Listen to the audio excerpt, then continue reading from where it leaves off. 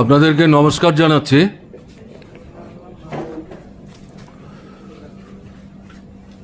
আমরা আমাদের পরিষদীয় দলের পক্ষ থেকে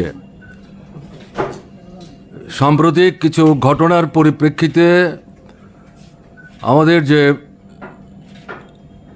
ভাবনা চিন্তা এগুলো আপনাদের মাধ্যমে জনগণের সামনে নিয়ে যাওয়ার জন্যে আপনাদেরকে আমরা অনুরোধ করেছিলাম এই প্রেস মিটে মিলিত হওয়ার জন্য। আপনারা এসছেন, আপনাদেরকে ধন্যবাদ জানাচ্ছি। প্রথমত গত 31শে অক্টোবর আপনার নার্সেস, এটা বিএসসি নার্স, এমএসসি নার্স এবং জিএনএ এরা আছেন, বেশ কয়েক হাজার বেকার 2018-র পর থেকে কোনো নিয়োগ নেই এবং হাসপাতালগুলো ত্রিপুরা রাজ্যে নার্স এবং স্বাস্থ্যকর্মীর স্বল্পতায় সমস্যার সম্মুখীন। এগুলো বারবার আমরা বিধানসভার ভেতরে, বিধানসভার বাইরে, বিভিন্ন জেলায় যখন আমরা গেছি, জেলার জনগণের কাছ থেকে এগুলো জেনে সরকারের দৃষ্টি আমরা আকর্ষণ করার চেষ্টা করেছি,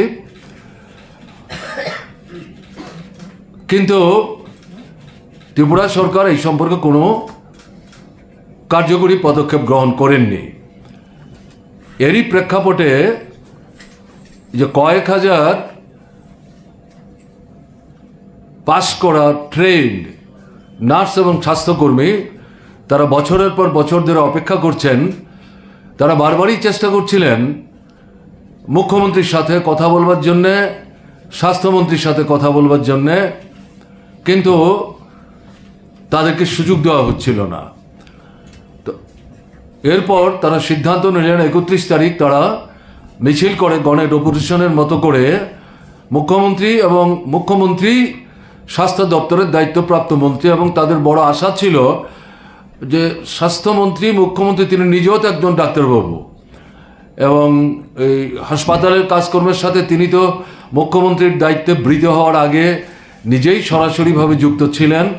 স্বভাবতই তার সঙ্গে আমরা যদি কথা বলতে পারি তিনি নিশ্চয়ই আমাদের হাসপাতালগুলোর সমস্যা যেমন উপলব্ধি করবেন এবং আমরা যারা বছরের পর বছর ধরে এই কয়েক হাজার পাস করে বসে আছি আমাদের কাজের একটা সংস্থান করবেন। কিন্তু দুর্ভাগ্যের ঘটনা হলো তাদেরকে এই গণ ডেপুটেশন সংগঠিত করে মুখ্যমন্ত্রীর সঙ্গে তথা স্বাস্থ্যমন্ত্রীর সাথে যাতে ডেপুটেশন দিতে না পারেন এটাকে বাধা দেওয়ার জন্য পুলিশ সেখানে ভূমিকা গ্রহণ করে এবং অতিমাত্রায় পুলিশ সেখানে সক্রিয় ভূমিকা গ্রহণ করে। আমি আপনাদেরই যে বিভিন্ন প্রচার মাধ্যম, আমি সেদিন আগরতলায় ছিলাম না, দিল্লি ছিলাম, আমি সন্ধ্যার দিকে যখন আপনার এই বিভিন্ন ফেসবুকগুলি লক্ষ্য করছিলাম তাতে গিয়ে দেখলাম যে এর মধ্যে যারা মহিলা তাদের উপর যেভাবে বলপ্রয়োগ করা হলো বা ট্রেনে হিচড়ে যেভাবে পুলিশের গাড়িতে তোলা হলো, কোনো কথাই তাদের বলতে দেওয়া হচ্ছে না। এ যেন অনেকটা যুদ্ধক্ষেত্র, রণক্ষেত্রের মতো। এটা হচ্ছে সেদিনের ঘটনা। সন্ধ্যা অবধি তাদের আটকে রাখলো। এখন কি মামলা তাদের বিরুদ্ধে দিয়েছে, এরপরে তাদেরকে জেলখানায় ঢুকাবে কেন এটা পুলিশ বলতে পারে। পরের দিন আপনার 1 নভেম্বর তাতে যারা টেট পরীক্ষায় উত্তীর্ণ হয়েছে এরা শিক্ষামন্ত্রীর সাথে তার বাসভবনে দেখা করবার জন্য চেষ্টা করেছিলেন এবং এরা 2021 সালে টেট উত্তীর্ণ। এই সরকার আসার পরেই, এটা তো আমাদের সময়ে বছরে 2বার করে পরীক্ষা নেওয়ার মানে পদ্ধতি ছিল এবং জাতীয় যে আইনটা সেই আইনের মধ্যে এটা বলা আছে। এখন এরা বারবারই যেটা দাবি করছেন যে আমরা যারা উত্তীর্ণ হয়েছে আমাদের সবাইকে একসাথে নিয়োগ করতে হবে এবং দেখা গেল সবাইকে একসাথে নিয়োগ না করে বাছাই করে কয়েকশোকে তারা নিয়োগপত্র দিয়েছে, কিন্তু এদেরকে কোথায় পোস্টিং এটাও তারা উল্লেখ করেনি। এই সমস্ত কিছুর প্রতিবাদে তারা শিক্ষামন্ত্রীর সাথে সাক্ষাৎ করবার জন্য সেখানে মিলিত হয়েছিলেন গণডেপুটেশনের মতো করেই। সেই জায়গাতেও তাদের উপর পুলিশ ঝাঁপিয়ে পড়ে বলপ্রয়োগ করে তাদের গ্রেপ্তার করে সন্ধ্যা অবধি তাদেরকে সেখানে আটকে রাখে। এখন নূতন করে কোনো মামলা তাদের বিরুদ্ধে করেছে কিনা বা কি করবে এটা পুলিশই বলতে পারে। এই দুটো ঘটনা এখানে উল্লেখ করছে এই কারণে, এই দুটো ঘটনাকে আলাদা করে দেখবার কিন্তু কোনো সুযোগ নেই। এর কিছুদিন আগে 10,323 তারা বিধানসভা অধিবেশন যখন বসেছিল দুদিনের জন্যে, দ্বিতীয় এবং শেষ দিন তারা গণডেপুটেশন সংগঠিত করেছিলেন বিধানসভার দৃষ্টি আকর্ষণ করবার জন্যে। তাদেরকে রাস্তায় আটকানো হলো, বলপ্রয়োগ করা হলো, লাঠিপেটা করা হলো, গ্রেপ্তার করা হলো, সন্ধ্যা অবধি তাদেরকে আটকে রাখা হলো। হাসপাতালেও আহত বেশ কয়েকজন ভর্তি হতে বাধ্য হয়েছিলেন। আমরা ছুটে গিয়েছিলাম তাদের দেখবার জন্যে। এই যে প্রবণতাগুলো রাষ্ট্রীয় শক্তি প্রয়োগ করে, বিশেষ করে বেকার ছেলে মেয়ে যারা, তাদের বিরুদ্ধে এই যে রণংদেহী ভাবটা সরকার দেখাচ্ছেন, এটা কিন্তু চূড়ান্তভাবে আমাদের কাছে যেটা মনে হচ্ছে স্বৈরাচারী এবং একটা ফ্যাসিস্ট। এবং এটা শাসক দলের জনবিচ্ছিন্নতার নিদর্শন। অর্থাৎ জনগণ থেকে যত বিচ্ছিন্ন হচ্ছে, নিজেরা যখন লোক জমায়েত করতে পারছে না, তখন ক্ষোভ বিক্ষোভকে দমিয়ে রাখবার জন্যে এই রাষ্ট্রীয় শক্তি পুলিশ পল্টন তাদেরকে ব্যবহার করছে এবং তাদের উপর ঝাঁপিয়ে পড়ার চেষ্টা করছে। এবং এরা মনে করছে এটার মধ্য দিয়ে মুখ বন্ধ করে রাখতে পারবে। এটা তো পারবে না। তারাই তো 2018 বিধানসভা নির্বাচনের সময় ভিশন ডকুমেন্টের মাধ্যমে এই যুবকদেরকে সবচাইতে বেশি প্রলুব্ধ করার চেষ্টা করেছিল। ঘরে ঘরে চাকরি, শূন্যপদ পূরণ, কল্পিত সংখ্যা, কোথায় এগুলো? এখন যুবকরা সবচাইতে বেশি উপলব্ধি করতে পারছে যে তারা সবচাইতে বেশি প্রতারিত হয়েছে, তারা ভুলের ফাঁদে পা দিয়েছে, তারা বিভ্রান্ত হয়েছে এবং এখন তাদেরকে দৃষ্টি অন্যদিকে ঘুরিয়ে দেওয়ার জন্য নানাভাবে তাদের উপর আক্রমণ তারা সংগঠিত করার চেষ্টা করছে। কিন্তু এভাবে তো মুখ রক্ষা করতে পারবে না, এভাবে তারা পিঠ বাঁচাতে পারবেন যদি মনে করেন, এটা তারা পারবেন না। জবাব দেওয়ার জন্যে শুধুমাত্র বেকার যুবক না, সামগ্রিকভাবে ত্রিপুরার মানুষ এবং বিশেষ করে যুব অংশ, ছাত্ররাও অবশ্যই তারা সম্মিলিতভাবে জবাব দেওয়ার জন্য কিন্তু ঘরে ঘরে প্রস্তুতি নিচ্ছে। আমরা এদের উপর যে আক্রমণটা সংগঠিত করেছে এটা তীব্রভাবে নিন্দা করছি। এটা পুলিশ রাজ এখানে কায়েম করার চেষ্টা হচ্ছে, এটা বন্ধ হওয়া দরকার, এটা বন্ধ করা দরকার, এটা চলতে পারে না। দ্বিতীয় যে বিষয়টি আপনাদের মাধ্যমে আমরা একদিকে সরকার আরেকদিকে জনগণের দৃষ্টি আকর্ষণ করার চেষ্টা করছি, গত 19 অক্টোবর থেকে 28 অক্টোবরে 8-9 দিনের মধ্যে 6টা-7টা পরপর মহিলাদের বিরুদ্ধে বর্বরচিত আক্রমণ সংগঠিত হওয়ার ঘটনা প্রচার মাধ্যমে এসছে এবং এতে দেখা যাচ্ছে শাসক দলের লোকরা যুক্ত এবং শাসক দলের খুব দায়িত্বশীল পর্যায়ে আছেন, তাদের পরিবারের সন্তান সন্ততি তার মধ্যে যুক্ত। বিস্তৃত আমি বলতে চাইছি না, আপনারা আমাদের চাইতে এগুলো অনেক বেশি ভালো জানেন। আপনাদের প্রচার মাধ্যমেই এই বিষয়গুলো আপনারা তুলে ধরবার চেষ্টা করেছেন, সরকারের এবং জনগণের দৃষ্টি আকর্ষণ করার চেষ্টা করেছেন। এখন কি দেখা যাচ্ছে, এই যে কুমারঘাটের ঘটনা, তাতে লোক দেখানোভাবে 2-3 জনকে গ্রেপ্তার করা হয়েছে।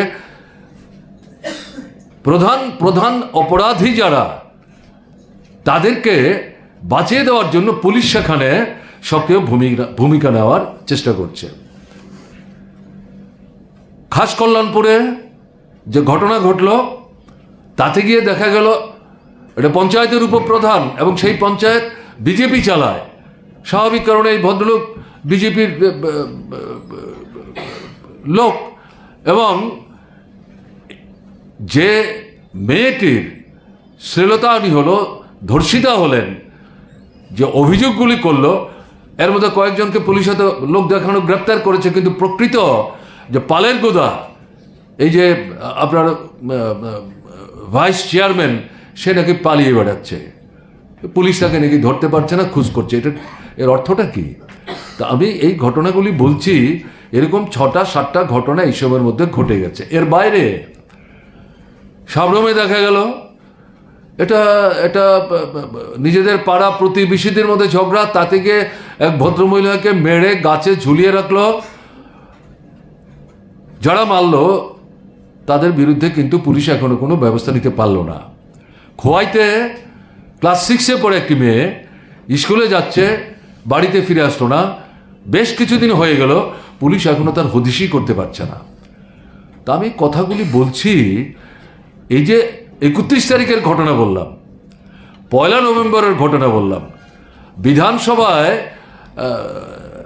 অধিবেশন চলাকালীন যে গণডেপুটেশনের কথা বললাম 10,323, এগুলোকে মোকাবেলা করার জন্য, প্রতিহত করার জন্য পুলিশ যে ঝাঁপিয়ে পড়ল, মানে প্রোঅ্যাক্টিভ রুল নেওয়ার চেষ্টা করলো, অতিমাত্রায় সক্রিয় হওয়ার চেষ্টা করলো। অথচ এই যে অ্যাক্টিভিটিসগুলি হচ্ছে মহিলাদের বিরুদ্ধে, কিশোরী তাদের বিরুদ্ধে, এখানে ক্রিমিনালদের মোকাবেলা করার ক্ষেত্রে পুলিশ কিন্তু সেখানে কার্যকরী ভূমিকা দেখাতে পারছে না। এটা উদ্দেশ্যমূলক। এই দুটো পাশাপাশি উপস্থিত করলে পরে বুঝতে অসুবিধা হচ্ছে না যে এই পুলিশের এই ভূমিকাটার পেছনে কি কারণ সেখানে লুক্কায়িত আছে। পুলিশ কিন্তু এই কাণ্ড কারখানার মধ্য দিয়ে নিজেরা সারা ত্রিপুরার মানুষের কাছে বদনামের ভাগীদার হচ্ছেন। এই পুলিশ এই ত্রিপুরাতে সন্ত্রাসবাদকে মোকাবেলা করতে গিয়ে জনগণের সহযোগিতায় যে অসাধারণ ভূমিকা পালন করেছিল, সেই কারণে রাষ্ট্রপতির পতাকায় তারা সম্মানিত হয়েছিলেন, ভূষিত হয়েছিলেন। উপরাষ্ট্রপতি ছুটে এসেছিলেন, তৎকালীন যিনি ডিজিপি ছিলেন তার হাতে পতাকা তুলে দিয়েছিলেন। সেই পুলিশকে আজকে কোথায় নিয়ে গেছে, এর জন্য মূলত দায়ী শাসক দল বিজেপি। এ নিয়ে সন্দেহের কোনো কারণ নেই। আমরা কিন্তু এই জায়গায় পুলিশকে বলবো, নিজেদের হৃত গৌরব পুনরুদ্ধার করবার জন্যে কোনো দলের নির্দেশে পরিচালিত না হয়ে আইনের ভিত্তিতে নির্ভীক, নিরপেক্ষ, স্বাধীন ভূমিকা গ্রহণ করতে হবে। না হলে কিন্তু পুলিশের বিরুদ্ধে মানুষের ঘৃণা বাড়বে এবং এতে পুলিশের জনগণের সামনে কিন্তু মুখ দেখাবার কোনো সুযোগ থাকবে না। আপনাদের বাড়িতেও কিন্তু স্ত্রী আছে, পুত্র আছে, কন্যা আছে, অভিভাবক আছে। এই ঘটনাগুলো যখন পত্রিকায় বেরোচ্ছে, আপনারা যখন বাড়িতে যান, আপনাদের ছেলে মেয়ে, স্ত্রী, নিকট আত্মীয়রা তারাও কিন্তু আপনাদের কাছে প্রশ্ন তুলবেন, কি হচ্ছে, আপনারা পুলিশ, আপনারা কিছু করতে পারছেন না, তাহলে আমাদের উপর যদি আক্রমণ হয় আমাদেরকে রক্ষা করবে, কি জবাব দেবেন? কাজে আপনাদের কাছেও কিন্তু আমরা অনুরোধ করব, আবেদন করব, সাহস করে নিজের পায়ে দাঁড়ান, মেরুদণ্ড সোজা করে নিরপেক্ষ ভূমিকা নিয়ে আইন কার্যকরী করার জন্য আপনাদেরকে কিন্তু সেখানে একটা সাহসী পদক্ষেপ গ্রহণ করতে হবে। না হলে জনগণের কাছে ধিক্কৃত হবেন, নিন্দার পাত্র হবেন এবং আস্তে আস্তে কিন্তু ঘৃণা আপনাদের কুড়াতে হবে। আমরা চাইব এই জায়গা থেকে আপনারা বেরিয়ে আসেন এবং সরকারের দৃষ্টি আকর্ষণ করবো। আপনারা লক্ষ্য করছেন এখানে একজন মন্ত্রীকে পাঠাচ্ছেন এই জায়গাতে অপরাধীদেরকে বাঁচাবার জন্য, নানা কায়দায় বক্তব্যগুলি উপস্থিত করবার জন্যে। বিশেষ করে আমি এই মহিলাদের বিরুদ্ধে যে অপরাধগুলো, তো মুখ্যমন্ত্রী, আপনি একাধারে মুখ্যমন্ত্রী এবং স্বরাষ্ট্র দপ্তরের ভারপ্রাপ্ত মন্ত্রী, একটার পর একটা ঘটনা ঘটে যাচ্ছে, কিছু বলবেন না? কি ব্যাপার? এর থেকে মুখ্যমন্ত্রী কিন্তু নিজেই তার দুর্বলতার প্রকাশ ঘটাচ্ছেন, প্রেসের সামনে দাঁড়িয়ে নিজের মুখ দেখাবার সাহস ছাড়িয়ে ফেলেছেন। এগুলো নিন্দা করবেন না, পুলিশকে সাহসী ভূমিকা নিতে বলবেন না। সরকারের কি অবস্থান এই ঘটনাগুলির পরিপ্রেক্ষিতে এটা পরিষ্কার করবেন না, স্বচ্ছ করবেন না। আমরা তো সরকার চালাবার সময় বিধানসভার ভেতরে বাইরে এগুলো পরিষ্কার ভাষায় আমরা বলবার চেষ্টা করেছি।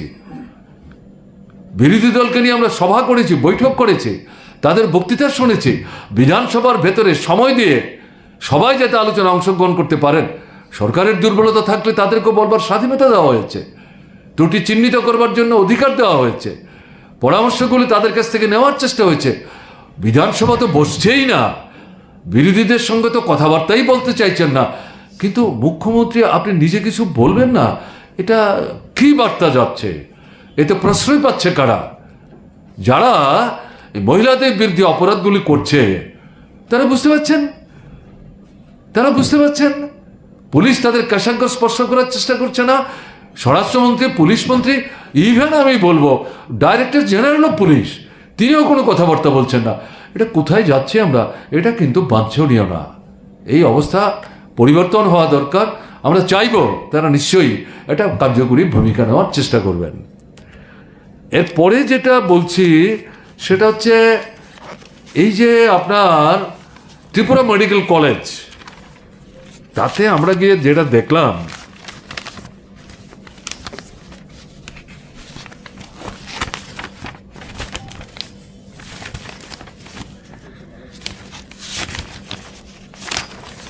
ফি স্ট্রাকচার এটা ভীষণভাবে বদলে দিয়ে গরিবের ছেলেরা মেয়েরা যত মেধাবী তারা হোক না কেন, তাদেরকে MBBS পড়বার সুযোগ থেকে বঞ্চিত করার একটা ব্যবস্থা করা হয়েছে। আমি আপনাদের যেটা উল্লেখ করতে চাইছি, 2017 সালে এই TMCতে এই টোটাল কোর্সের জন্য যে টাকা তাদের কাছ থেকে দাবি করা হতো 21,85,275। এই 2017-তে এটা ছিল, এখন 2022-এ এটাকে বাড়িয়ে 67,48,385 টাকা করা হয়েছে। গরিব ঘরের ছেলে মেয়ে যতই মেধাবী তারা হোক, এই বিরাট অঙ্কের টাকার বোঝা মাথায় নিয়ে তাদের পক্ষে MBBS পড়া সম্ভব হবে? আমরা যে ত্রিপুরায় দুটো মেডিকেল কলেজ করলাম, এটা সরাসরিভাবে সরকার পরিচালনা করেন, আগরতলা মেডিকেল কলেজ, আর এটা প্রথম বেসরকারি উদ্যোগে শুরু হয়েছিল। এরা যখন ব্যর্থ হলো, চালাতে পারছিল না, তাদেরকে সরিয়ে দিয়ে সরকারের সহযোগিতায় এটাকে একটা অটোনমাস বডির মাধ্যমে চালাবার ব্যবস্থা করা হয়েছিল। তার যে পরিকাঠামো এ তো সরকার তৈরি করে দিয়েছিল, তার সঙ্গে সঙ্গে তার খরচা পাতি ইত্যাদির একটা বড় অংশ, বড় অঙ্কের টাকা রাজ্য সরকারের থেকে দিয়ে সাহায্য করা হতো, যাতে ছেলে মেয়েরা, গরিব ঘরের ছেলে মেয়েরা, মধ্যবিত্ত ঘরের ছেলে মেয়েরা তারা MBBS পড়ার সুযোগ থেকে বঞ্চিত না হয়। আমরা তো এই কলেজগুলো ব্যবসা করবার জন্যে, লাভের জন্য কিন্তু এগুলো করিনি। আমাদের রাজ্যের ছেলেরা মেয়েরা যাতে বেশি সংখ্যায় এই মেডিকেল কলেজগুলিতে পড়াশোনা করে ডাক্তার হয়ে এই ত্রিপুরাতেই গ্রামে গঞ্জে ঘুরে ফিরে আমাদের রাজ্যের লোকদেরকে তারা চিকিৎসা করার সুযোগ নিতে পারে, আমাদের লোকজন যাতে আমাদের রাজ্যের ডাক্তার যারা তাদের হাতে চিকিৎসিত হবার সুযোগ তারা ভোগ করতে পারেন। কোথায় চলে যাচ্ছে আপনারা জানেন?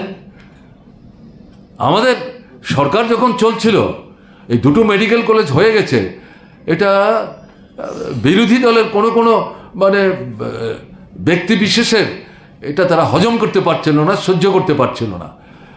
এখন বেসরকারি মেডিকেল কলেজ, তারপর এটা যখন অটোনমাস বডির হাতে তুলে দেওয়া হলো, দাবি উঠল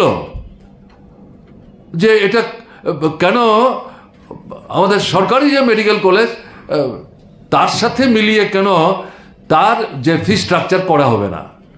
সেখানে বারবার বলার চেষ্টা হয়েছে এটা সরকারি মেডিকেল কলেজ, ওটা বেসরকারি না হলো অটোনমাস বডি, কিন্তু আমরা সরকার থেকে তাদেরকে নানাভাবে সাহায্য করার চেষ্টা করছি, তাদের স্বাধীনতা আছে।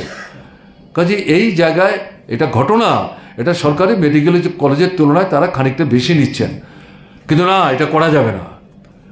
এটাকে ভিত্তি করে কলেজটাকে ধ্বংস করে দেওয়ার জন্যে তার যে অ্যাডমিশন টেস্ট বন্ধ করে দেওয়ার চেষ্টা করেছিল, এবং এই অ্যাডমিশন টেস্ট কলেজের আয়োজন না করে আমাদের সরকার থাকার সময় এমবিবি কলেজ আমাদের করতে হয়েছিল। সেখানে আইন শৃঙ্খলার পরিস্থিতি তৈরি করেছিল, এটাকে মোকাবেলা করে হয়েছিল, এবং তাকে ভিত্তি করে আগরতলায় পশ্চিম থানা আক্রমণ এবং অগ্নিসংযোগ, আগরতলা শহরের মধ্যে আইন শৃঙ্খলা পরিস্থিতির কি ঘটনা ঘটিয়েছিল, এই নগ্ন আক্রমণের চেহারা অনেকেই এখনো হয়তো ভুলে যাননি। এখন এইগুলি যে সংগঠিত করেছিলেন, যাদের নেতৃত্ব হয়েছে, তারাই তো কেউ কেউ এখন এই সরকারে আছেন, মন্ত্রিসভায় আলো করে বসে আছেন, তারা এই সম্পর্কে কিছু বলছেন না কেন? এখন আমরা তো এই কথা বলছি না। এই যে অটোনোমাস বডি চালিত এই যে ত্রিপুরা মেডিকেল কলেজ, এটার ফি স্ট্রাকচার সরকার চালিত যে মেডিকেল কলেজ তার সাথে একরকম করতে হবে, কিন্তু এখানে যা করা হচ্ছে এটা কি হচ্ছে? এটা তো কোনো মতেই এটা মেনে নেওয়া যায় না। আমরা এটার বিরোধিতা করছি, আমরা দাবি করছি যে অবিলম্বে এই যে বিশাল অঙ্কের টাকা চাপিয়ে দেওয়া হচ্ছে নতুন ছেলে মেয়েদের কাঁধে, এটা আপনারা তুলে নিন। রিজনেবল যে পে স্ট্রাকচার, সেই পে স্ট্রাকচার আপনারা ফিরিয়ে আনার চেষ্টা করুন।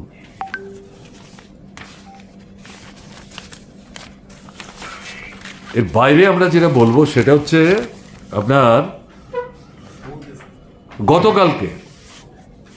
গতকালকে আমি সংবাদ মাধ্যমেই দেখলাম, বিশালগড়ে কংগ্রেস দলের তরফ থেকে একটা এলাকাতে তারা একটা অফিস তৈরি করার চেষ্টা করছেন, উদ্বোধন করবেন, অনুষ্ঠান ইত্যাদি করে। তার জন্য তারা প্রচার সজ্জা দিয়ে এলাকাটাকে সাজাবার চেষ্টা করছিলেন, অফিস ঘরটাকে সাজাবার চেষ্টা করছিলেন।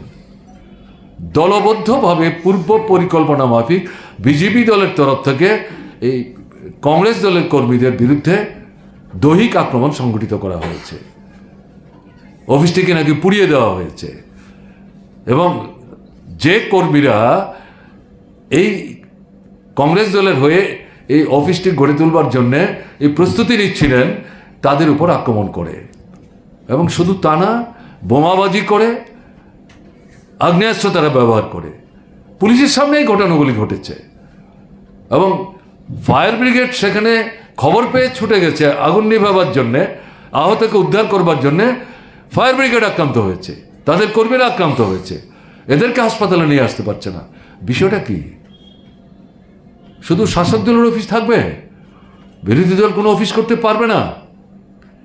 এই কথাটাই আমরা প্রথম থেকে বলছিলাম। মার্ক্সবাদী কমিউনিস্ট পার্টির বিরুদ্ধে আক্রমণ, যদি অন্যরা মনে করেন এটা শুধু মার্ক্সবাদী কমিউনিস্ট পার্টির বিরুদ্ধে সীমাবদ্ধ থাকবে, তাহলে ভুল করবেন। এটার যদি প্রতিবাদ সবাই মিলে না করেন, ধীরে ধীরে কিন্তু এটা শাসক দলের বাইরে যারা আছেন তাদের গণতান্ত্রিক কর্মকাণ্ডের বিরুদ্ধে আক্রমণটা সংগঠিত হবে। এগুলি ঘটছে, আমরা এটা তীব্র নিন্দা করছি। কি হচ্ছে এটা?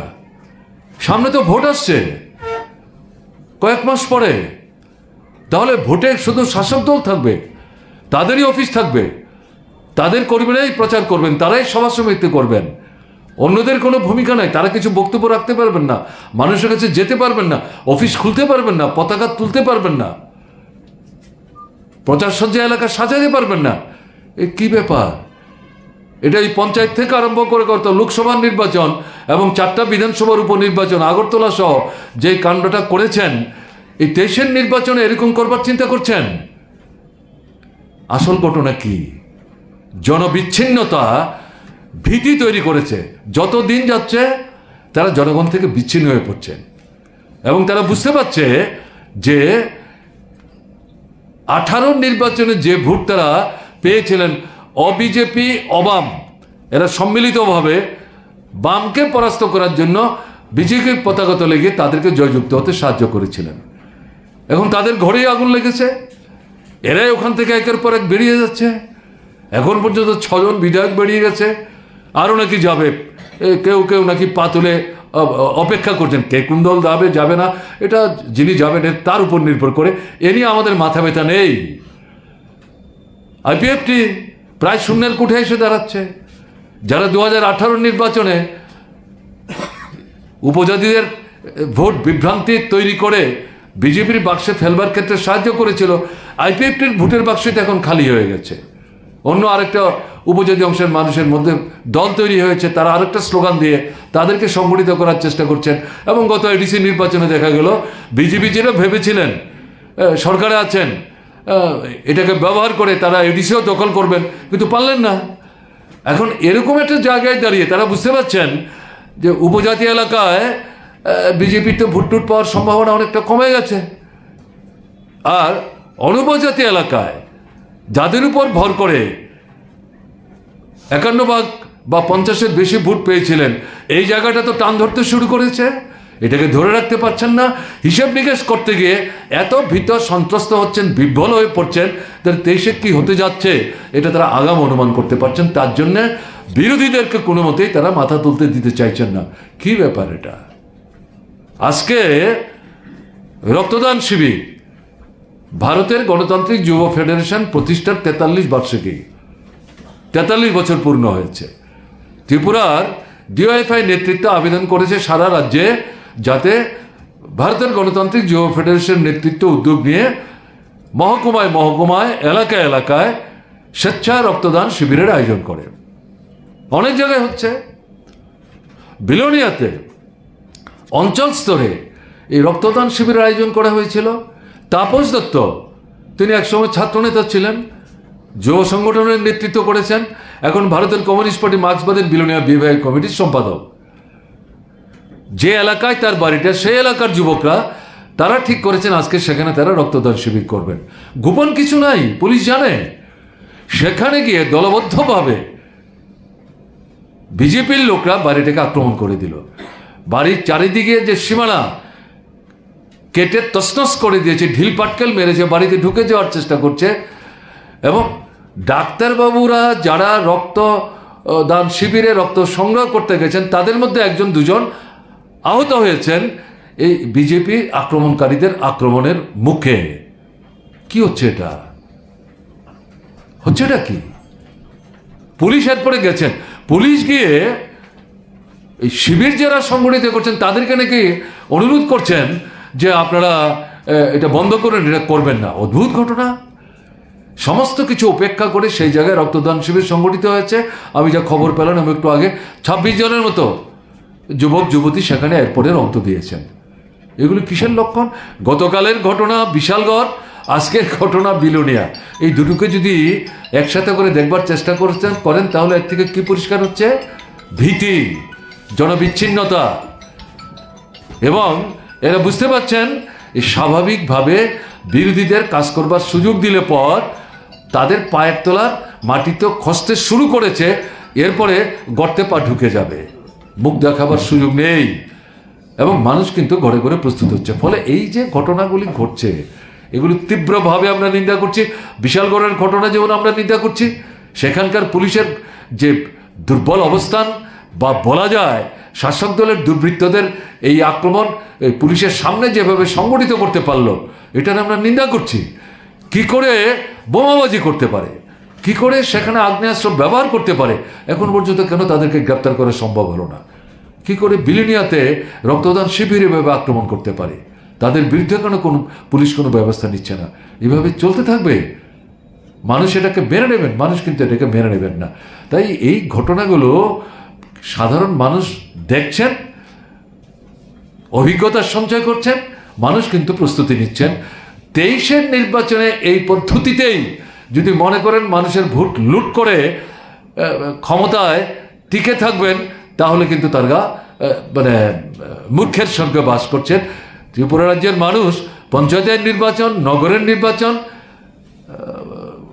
লোকসভার নির্বাচন, এমনকি এই 4টা বিধানসভার উপনির্বাচনে তারা দেখবার চেষ্টা করেছেন ভোট দিতে, কিন্তু বাধাপ্রাপ্ত হয়েছেন। 23-এর নির্বাচনে এই সমস্ত কাণ্ড কারখানা করে যদি মনে করেন শাসক দল তাদের দুর্বৃত্ত বাহিনীকে ব্যবহার করে মানুষকে অধিকার প্রয়োগের যে সুযোগ তার থেকে বঞ্চিত করবেন, মানুষ এটা মেনে নেবেন ভাবলে তারা ভুল করছেন। মানুষ কিন্তু প্রস্তুতি নিচ্ছেন। কাজেই এই ঘটনা থেকে শাসক দলের শিক্ষা নেওয়া দরকার। মানুষের গণতান্ত্রিক অধিকারের উপর এইভাবে হস্তক্ষেপ বন্ধ করা দরকার। পুলিশকে নিষ্ক্রিয় করে শাসক দলের রাজনৈতিক স্বার্থ চরিতার্থ করবার জন্য ব্যবহার করে পুলিশ সম্পর্কে সাধারণ মানুষের মধ্যে যে ঘৃণার সঞ্চার হবার সুযোগ করে দিচ্ছেন, এটা বন্ধ করা দরকার। আমরা ত্রিপুরার জনগণের পক্ষ থেকে এই দাবি করছি। এই বিষয়গুলো আপনাদের সামনে উপস্থিত করবার জন্যে আমরা আজকে এখানে আপনাদের সঙ্গে মিলিত হয়েছে। এই হচ্ছে আমাদের বক্তব্য। You said the Chief Minister is not speaking. He spoke to the media and he had in different speeches said that law and order is far better than during the left rule regime. How do you, he'll come with the report card also, he has said, which will show that the crime against women and other crimes are less than what was during that time. Absolutely wrong. This is not the reality. What has been going on after their inception in the office during last 55 months. It is concocted. It is concocted report. They have been thinking that in that way they will be in a position to save their face. About the crime against women, I am telling you, these are the complaints from the victimized mothers and sisters with their family members. When they are going to the police station to lodge complaint, they have found the miscreants, they were sitting with the police officer taking tea and biscuits there, and police officer without recording the FIR, they are advising rather that better you go back, discuss with them, sort it out. This is what is going on. All these things are coming in the press itself. If CM claimed this, it is shameful. It is shameful. গতকালকে স্বাস্থ্য দপ্তর নিয়ে আপনারা একাধিক অভিযোগ আপনারা করে থাকেন প্রায়শই, এবং গতকালকে আমরা দেখতে পেয়েছি আইজিএম হাসপাতালে একজন প্রসূতি বিভাগে একজন মহিলা শিশু জন্ম দেওয়ার পরপরই ঠিক গতকালকে দুপুরবেলায় ওনার মৃত্যু হয়েছে, এবং পরিবারের তরফ থেকে যেটা অভিযোগ ছিল যে ওনাকে হাসপাতালের বেডে একেবারে বাধা অবস্থায় রাখা হয়েছিল, এবং একটা নির্দিষ্ট টাইম টেনিউরের মধ্যে 9:30 থেকে 1:30টার মধ্যে, এই সময়টার মধ্যে ওনাকে 3টে ঘুমের ইনজেকশন পুশ করা হয়েছিল হাই পাওয়ারে। এই যে মৃত্যুটা হলো এবং তার পরপরই পুরো প্রসূতি বিভাগ চিকিৎসক শূন্য হয়ে পড়ে, কি বলবেন? পুরো প্রসূতি বিভাগের চিকিৎসক শূন্য হয়ে পড়ে, আমরা একজন চিকিৎসককেও সেখানে পাই। এটা তো আপনার কাছ থেকে শুনলাম, কেমন না? এই ঘটনা তো নিঃসন্দেহে দুঃখজনক, বেদনাদায়ক। কেন এই ঘটনা ঘটতে পারলো এই বুঝে নিন। একটা হচ্ছে শিক্ষা দপ্তর, আর একটা হচ্ছে স্বাস্থ্য দপ্তর। শেষ করে দিয়েছে সামগ্রিকভাবেই। তো এই সরকারের 55 মাসের কি আপনার পারফরমেন্স কার্ড নিয়ে যাচ্ছে প্রেসের কাছে, আমরা জানি না। মানুষকে এত বোকা নাকি? মানুষ এত বোকা না। যা খুশি তা বলে তারা যদি পার পাবেন মনে করেন, মানুষ তাদেরকে ছেড়ে দেবেন? মানুষ তো তাদের ছেড়ে দেবেন না। ঠিক আছে, এখন যে পরিস্থিতি চলছে, আপনাদের তরফ থেকে ফ্রম দ্য বিগিনিং 2018 এর পর যে সকল অভিযোগগুলো উঠে আসছে, নির্বাচনে, পঞ্চায়েত নির্বাচন হোক বা লোকসভা নির্বাচন হোক, বারংবার আপনারা বলছেন পুলিশের ভূমিকা নিয়ে প্রশ্ন করছেন। দেশের নির্বাচনে এই যে পরিস্থিতি আপনারা কিভাবে মোকাবেলা করবেন, পার্টিকুলারলি সিপিএম বা বামফ্রন্ট? নির্বাচনটা তো শুধু সিপিআইএম বা বামফ্রন্টের না, নির্বাচনটা হচ্ছে ত্রিপুরার নির্বাচক মণ্ডলীর। নির্বাচক মণ্ডলী তো খুবই বিক্ষোভে তারা ফেটে পড়ছে না, আমরা তো তাদেরই অংশ। তাদেরকে বাদ দিয়ে তো আমরা আলাদা করে চিন্তা করব না। কাজেই তাদের যে ভাবনা, তাদের যে মনোভঙ্গি, তাদের যে এক্সপ্রেশন অফ মাইন্ড, সবটার উপর ভিত্তি করেই তো বলছি। আমরা রক্তাক্ত হচ্ছি, কিন্তু ঝান্ডা তো আমরা ছেড়ে দেইনি, রাস্তায় দাঁড়িয়েই তো লড়াই আমরা করছি। কাজেই জনগণের নৈতিক সমর্থন আছে, জনগণ আস্তে আস্তে বেরোতে শুরু করেছেন, তারা প্রকাশ্যে আসছেন, এবং জনগণই তাদের নিজেদের যে অর্জিত অধিকার, সেই অধিকার প্রয়োগ করার জন্য কার্যকরী ভূমিকা নেবেন। নিঃসন্দেহে আমরা পার্টি হিসাবে, বামফ্রন্ট হিসাবে আমাদের যে দায়িত্ব, রাজনৈতিক দায়িত্ব, সাংগঠনিক দায়িত্ব, সেই দায়িত্ব আমরা পালন করার নিশ্চয়ই চেষ্টা করব। তাহলে কি দেশের নির্বাচনে আপনারা একা লড়বেন, না অন্য কারোর সঙ্গে যাওয়ার সম্ভাবনা আছে বা আহ্বান করবেন আপনারা? স্যার, এইদিকে শাসক বিজেপি অলরেডি ক্লিয়ার করেছে তারা তীব্রতার সঙ্গে যাবেন না, আপনাদের স্ট্যান্ড পয়েন্টটাও কি হতে পারে? এটা তো ত্রিপুরা মথা ঠিক করবেন তারা কার সঙ্গে যাবেন কার সঙ্গে যাবেন না, কেমন না? তারা কার সঙ্গে যাবেন যাবেন না এটা তো চট করে হয়ে আমরা কিছু বলতে পারবো না। আর যে প্রশ্নটা আপনি করলেন, আমরা তো বামফ্রন্ট কাজ করছি, কারোর সঙ্গে যাবো কি যাবো না এরকম কোনো সিদ্ধান্ত নেওয়ার প্রশ্ন নেই। বামফ্রন্ট তো দীর্ঘদিন যাবৎ ত্রিপুরায় কাজ করছে। আমরা শুধু একটা আবেদন করছি গত 1.5-2 মাস যাবতই, যে ত্রিপুরায় যারা নিজেদের